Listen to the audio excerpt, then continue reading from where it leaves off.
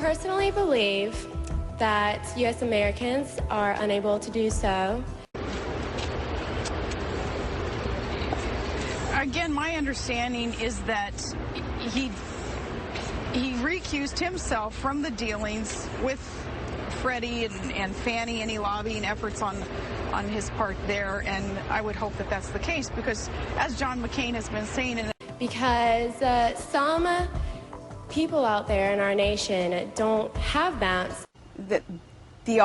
As I say, inaction is not an option. We have got to shore up our economy. This is a crisis moment for America, really the rest of the world also, looking to see what the impacts will be if America were to choose not to shore up what has happened on Wall Street because of the ultimate adverse effects on Main Street, and then how that affects this globalization that we're a part of in our world. And I believe that our education, like such as in South Africa, has a very narrow maritime border between a foreign country, Russia, and on our other side, the land boundary that we have with Canada. It's funny that a comment like that was kind of made to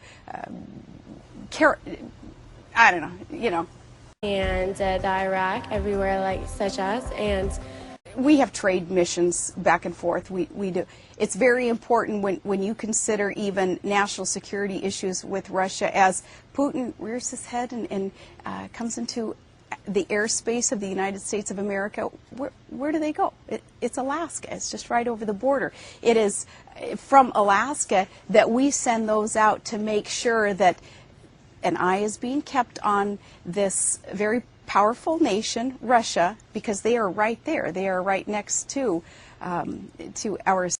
I believe that they should. That's why I say I, like every American I'm speaking with, we're ill about this position that we have been put in, where it is the taxpayers looking to bail out. But ultimately, what the bailout does is help those who are concerned about the health care reform that is needed to help shore up our economy, helping the.